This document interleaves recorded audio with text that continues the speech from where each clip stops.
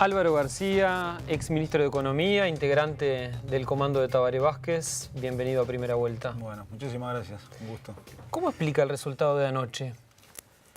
Bueno, lo veníamos explicando de antes en realidad, ¿no? Cuando tratábamos de, expresarle a la gente en distintos lugares, a nivel de medios, a nivel mano a mano, en reuniones, estábamos muy convencidos de las fortalezas de varios aspectos del Frente Amplio, digamos, ¿no? De la propuesta del Frente. Una, la propuesta en sí misma, el programa de gobierno, de la manera que había sido elaborado, cómo quedó un programa muy contundente, actualizado, ayornado. No en vano el Frente se pasó 10 años a nivel de gobierno y esa información es vital, es crucial para un partido a la hora de elaborar sus propuestas, ¿no? No lo había tenido en toda su historia anterior porque nunca había sido gobierno y ahora me parece que se aprovechó bien. Por otro lado, el equipo, digamos, realmente tanto a nivel de cuadros de gobierno como a nivel de cuadros del FA en general, que pueden estar o no en el gobierno, que pueden haber estado antes, digo, de manera muy amplia, el Frente cuenta con un equipo importantísimo de gente, en todas las áreas. Y después el candidato. Y bueno, acá creo que quedó bastante claro el tema de la experiencia de Tabaré, ¿no? Cuarta campaña electoral nacional, más una a la Intendencia, decenas de veces recorriendo el país, y bueno, todo eso también da una seguridad, una tranquilidad a quienes tuvimos la oportunidad de trabajar con él y acompañarlo en todo este proceso a la hora de llegar. Yo creo que, en definitiva, el Frente Amplio hoy se podrá evaluar en este periodo en adelante, pero en este comienzo del siglo XXI está, bueno, marcando un proyecto de país, un proyecto diferente de país al país que tuvo por lo menos la segunda mitad del siglo pasado, quizás en un proceso similar a lo que se pudo haber dado en el siglo XX, con el primer vallismo, con el vallismo de Pepe Valle Ordóñez, que llevó adelante reformas importantísimas en Uruguay, que marcó el resto del siglo para adelante. Y bueno, de alguna manera una fuerza política con historia, como el Frente, llega al gobierno nacional en el año 2005 y logra ahora un tercer gobierno. ¿Qué incidencia pudo haber tenido el factor Mujica en el resultado de anoche? Creo que muchísima, creo que mucha. Parece que Mujica tiene su carisma, su llegada popular es muy grande y eso en algunos tramos de campaña pudo haber influido. ¿La calle Pou se convirtió en el jefe de la oposición? Bueno, veremos cómo evoluciona el Partido Nacional, la interna del Partido Nacional en adelante, ¿no? Yo creo que va a ser interesante el proceso que se va a dar y ellos lo van a evaluar, hay que acompañarlo, a ver qué evaluación van a hacer. ¿Dónde se vislumbra usted? Porque se ha hablado mucho de que ocuparía el rol de director de la Oficina de Planeamiento y Presupuesto. Bueno, no sé, yo estuve en la lista 90 al Senado, no salió electo ese lugar.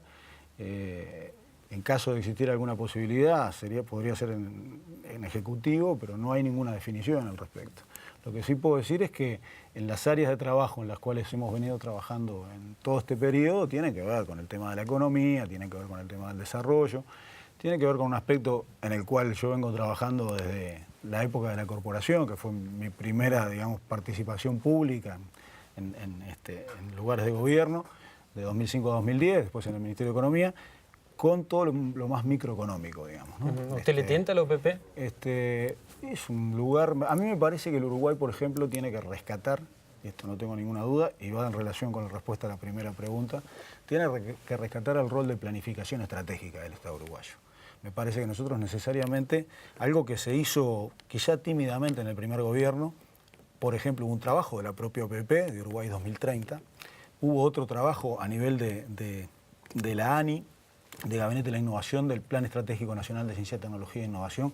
Creo que sin ningún lugar a dudas el Uruguay tiene que retomar esa línea y tener una instancia permanente de prospectiva, de ubicación de Uruguay en la región y en el mundo, de ver los diferentes escenarios que se pueden dar en un periodo de 20, 30 años, ver también procesos internos, procesos poblacionales, de evolución poblacional, que tiene mucho que ver con lo financiero también, por el tema previsional, etcétera. Ahora, ¿qué pasó? ¿En este periodo se perdió la planificación estratégica? No, se siguieron algunas líneas de trabajo, por ejemplo, en materia de área de control, de gestión y evaluación del Estado, que se crearon en aquel momento y se siguieron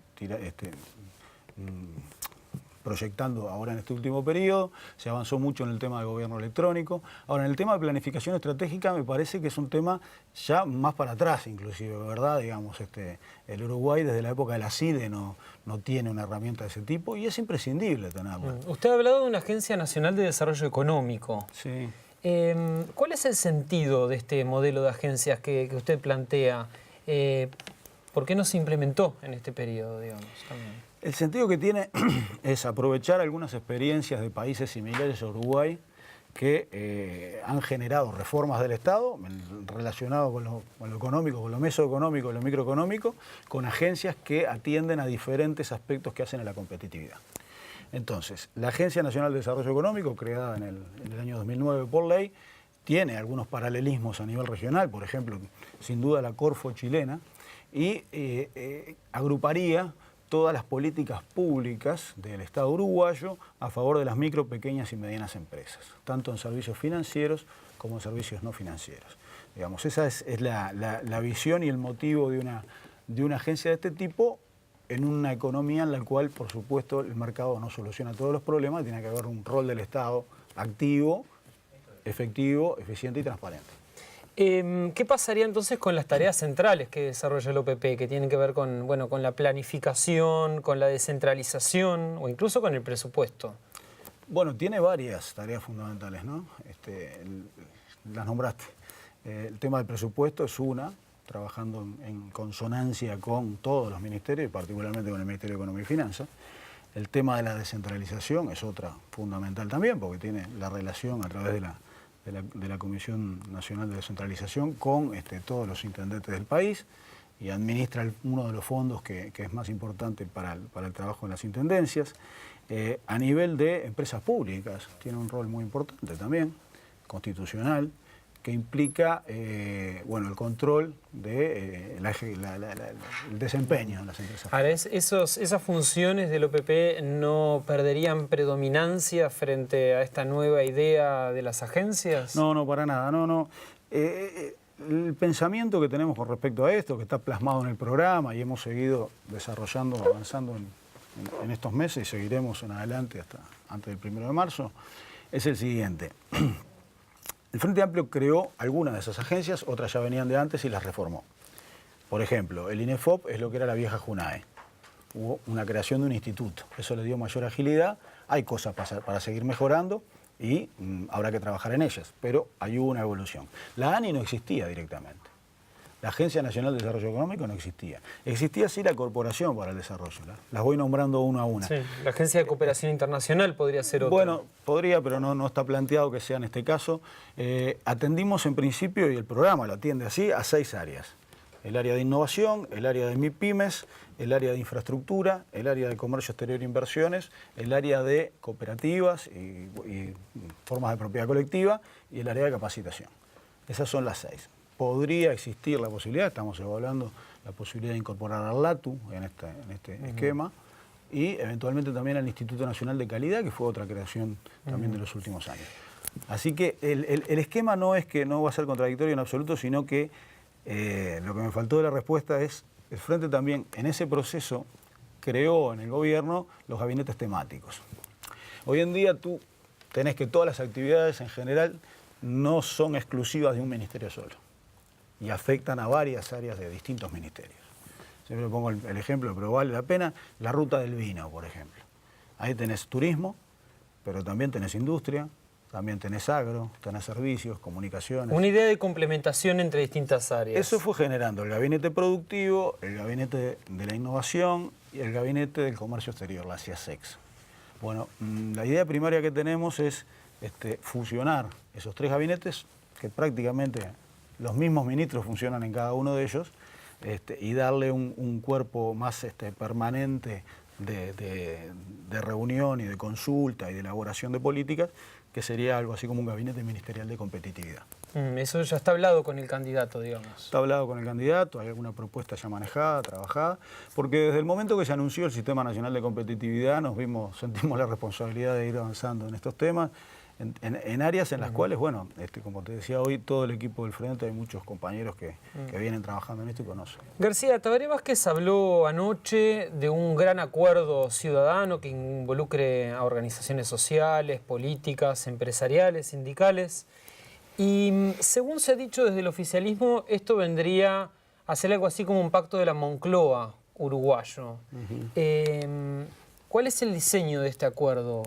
¿Cuál sería la ingeniería, digamos? El diseño concreto no ha sido presentado, no está dibujado completamente aún, porque no corresponde, porque las elecciones fueron ayer y en realidad esto evidentemente se puede avanzar más una vez definido el acto electoral y así corresponde. Entonces, la idea acá, el concepto es, en este proceso de desarrollo que tiene Uruguay salió de una crisis profundísima. Uruguay era un país de $4.000 de Producto Bruto per cápita, hoy estamos en casi $17.000 de Producto Bruto per cápita, es un país distinto. No nos podemos detener, como dice la consigna.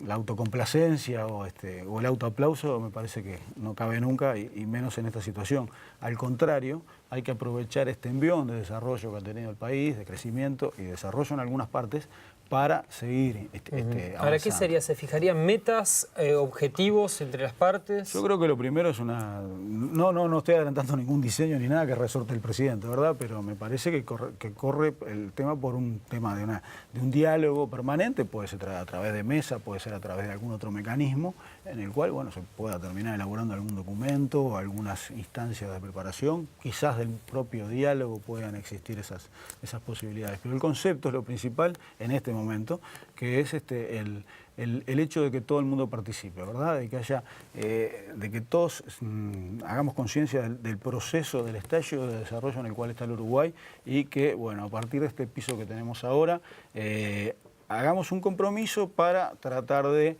avanzar en niveles, a niveles de desarrollo superiores. Así que, ¿cómo compromete eso el medio ambiente? Porque ha sido uno de los temas que ha surgido en esta campaña, la necesidad del cuidado del medio ambiente y de una mayor atención, ¿no? Hoy tenemos una dirección nacional.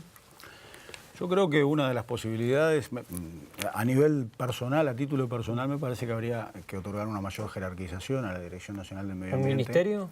No sé si tanto, pero digamos de alguna manera fue un fortalecimiento. Y está planteado en el programa. Yo digo lo siguiente, nosotros en general, en términos de desarrollo, se pueden ver 4 grandes visiones, bloques, aspectos. En la década de los 80, con el neoliberalismo imperante, vos eras chico, pero yo me acuerdo claramente que hubo un momento que los ministros de Economía parecía que tenían más poder que los presidentes.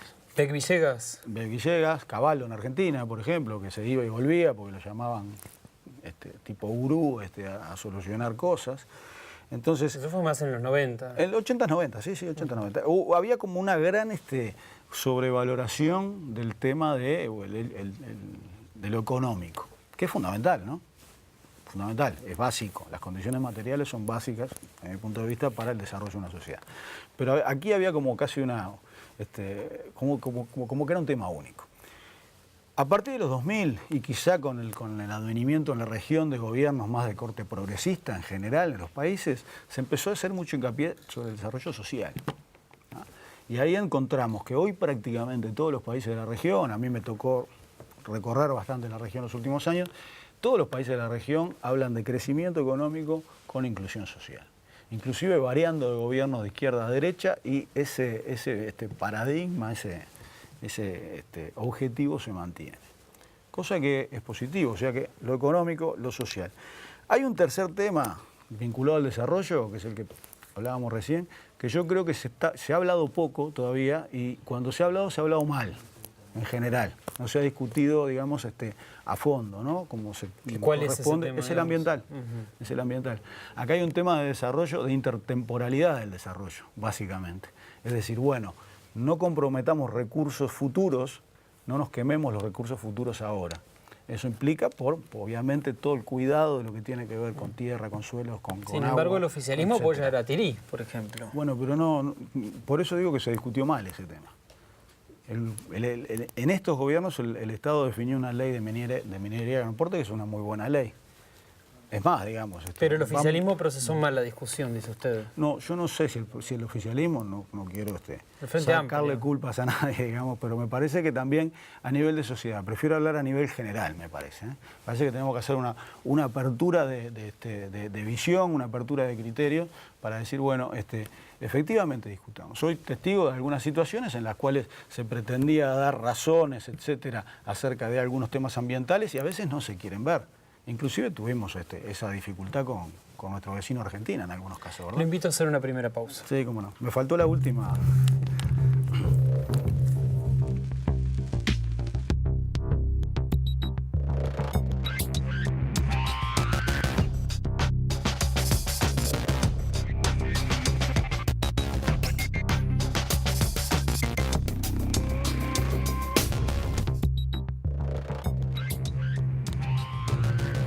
Hay quienes sostienen que la competencia entre países por la erradicación de las inversiones productivas desaconseja aumentar los impuestos a las rentas empresariales. ¿Usted comparte ese argumento? Yo no comparto ni no comparto. Lo que digo es que el hecho objetivo, y muchas veces se pierde de vista, es que un país no está aislado en el mundo. Entonces las políticas que establece para, por ejemplo, captación de inversiones, y vaya si en estos últimos años fue fundamental el tema de mejorar los niveles de inversión de la economía uruguaya, ¿no? No necesariamente los extranjeros, sino los niveles de inversión en general, los nacionales también. Es un motor fundamental, la inversión fue un motor fundamental del proceso de crecimiento. Por lo tanto, las políticas que se establecen tienen que tener relación con lo que está pasando alrededor. Digo, me pasó, de hecho, en varios casos, estando en la Corporación para el Desarrollo o en el Ministerio también, de decir, bueno, el país no está aislado, Argentina está ofreciendo tal cosa, Brasil ofrece tal otra, Colombia ofrece tal otra, o países en otros lugares que tienen características similares al Uruguay. Entonces, bueno, por ahí hay que entender los niveles de beneficios que se pueden plantear o de incentivos que se pueden dar a nivel de cualquier aspecto. El programa del gobierno del Frente Amplio plantea, sin embargo, avanzar en el incremento de la alícuota del IRAE, del impuesto a las rentas de la actividad empresarial. Incluso dice, o a otras herramientas vinculadas al uso de la tierra o actividades de renta excepcional vinculadas a la concentración de la tierra. Pero en una entrevista con el semanario Búsqueda, usted sostuvo que en este momento, decía, no encontramos ninguna necesidad de modificar alícuotas. Pero se supone que el programa de gobierno es la Biblia para Tabaré Vázquez. No, está bien, pero el programa lo deja abierto, como deja abierto tantas otras cosas y sugiere cosas y está bien y está muy bien. El tema es que el programa se elabora en determinada coyuntura, en determinado momento, y después se gobierna y pueden existir otras coyunturas. En esta coyuntura que está iniciándose, justamente con un proceso de desaceleración a nivel mundial, no se prevé, como se planteó durante toda la campaña, ningún incremento adicional de alícuota. A ver, ¿usted se acuerda que en el Congreso del Frente Amplio el Grupo de los 8 peleó por este tema, por incluirlo en el programa? Sí, pues yo estuve en la Comisión de Programa de Economía, ¿no? ¿Se acuerda de lo que fue eso? Sí, lo discutimos también en la Comisión de Programa y fue el texto que terminó saliendo. Y me parece que está bien planteado, digamos. Son herramientas. Tratamos siempre a nivel ¿Ahora un gobierno de la se puede comisión, amputar la posibilidad de emplear una herramienta como esta? Asimismo no se puede amputar, pero el gobierno tiene que evaluar en su momento la aplicación de una herramienta no genere otras dificultades que esa herramienta en principio no quiere generar. ¿Me explico? Pero usted lo ha descartado esto, ¿no? En este momento sí, no se vislumbra, no se identifica la posibilidad de ningún incremento. Pero son herramientas, Ricardo, son herramientas. Por eso me parece muy bien que el programa lo tenga previsto. Yo diría, después de una reforma, ¿por qué decimos que no visualizamos en este momento? Después de una reforma grande, como hizo el Uruguay en el año 2007, en la cual, bueno, fue un proceso muy rico, porque participó muchísima gente a nivel social, muchísimos empresarios, ¿no? Y fue un proceso muy abierto. Se logra una eficiencia de impuestos muy grande, bueno, todo lo que ya todos sabemos, ¿verdad? Hay impuestos nuevos que se crean allí. Todo lo que tiene que ver con el impuesto a la renta de las actividades empresariales sustituye al viejo impuesto a las rentas de industria y comercio. Y se llama de actividades empresariales porque incluye también otros sectores. Un poco lo que hablábamos hoy. Ya es muy difícil hoy separar en las actividades económicas qué es agro, por ejemplo, de lo que es industria. ¿verdad? Entonces, hay muchas actividades que incluyen varios aspectos, sector primario, sector secundario, sector terciario. Por lo tanto, en la concepción de la reforma fue ir a un impuesto general de las actividades empresariales. Pero venimos con arrastre con culturas diferentes, ¿verdad? En la ciudad, el comercio, la industria tiene un acostumbramiento importante a pagar su impuesto a la renta. En el campo es distinto y hay otras formas de propiedad, etcétera. Por lo tanto, eso está pautándose en algunos niveles que existen de evasión aún.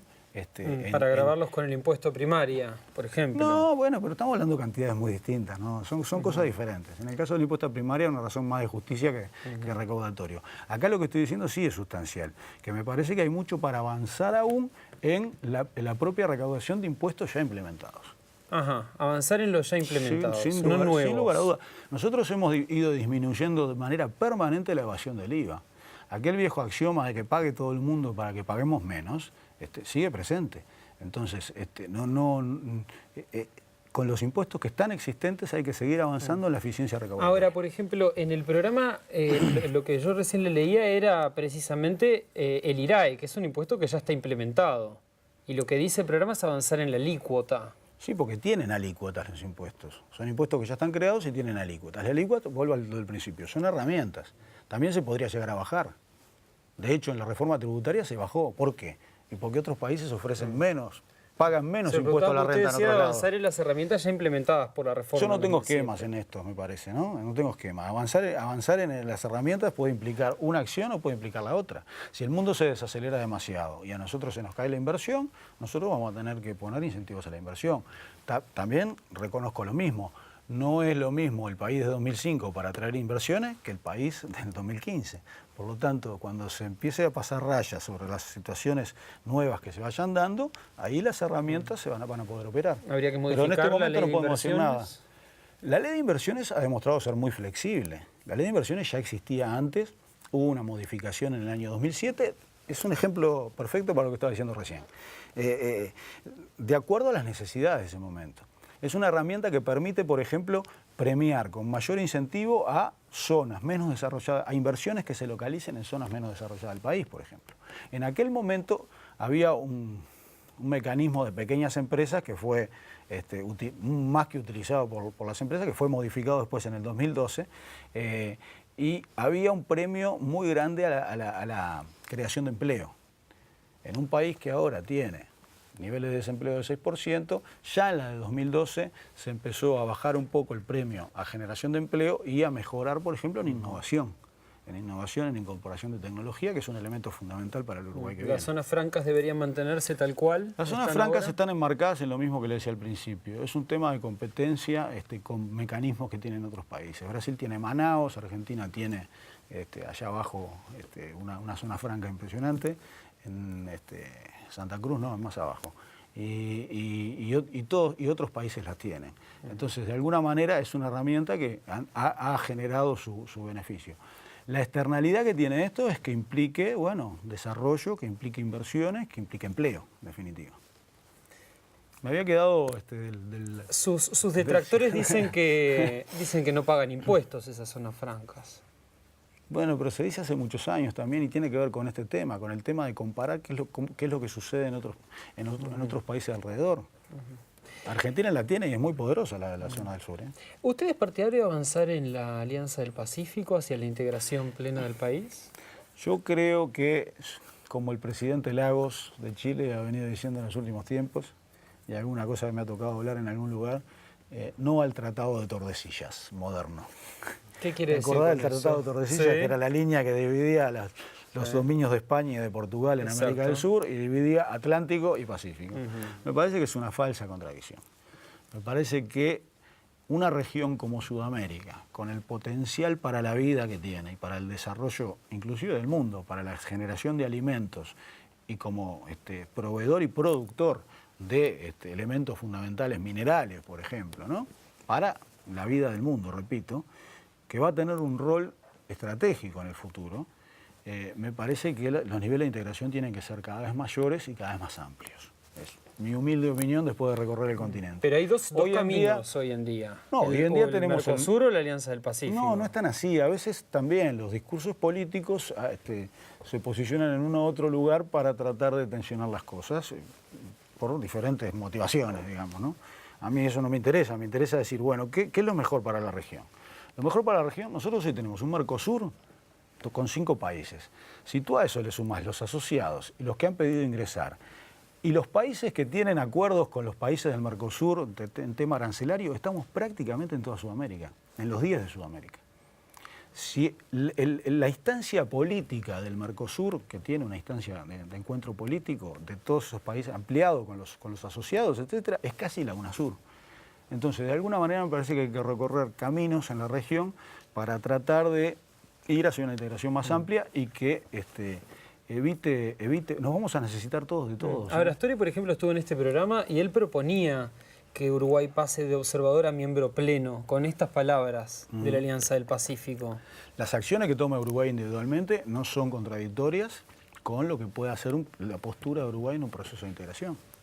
O sea que usted, por ejemplo, es partidario de que Uruguay lo solicite. Es que nosotros, bueno, sí, está bien, nosotros ya tenemos, ojo, no va a tener adicionalidad. ¿Por qué? Porque nosotros ya tenemos individualmente con cada uno de esos países niveles arancelarios mínimos. Está claro, pero ¿ingresar o no ingresar a la Alianza del Pacífico? No veo por qué no.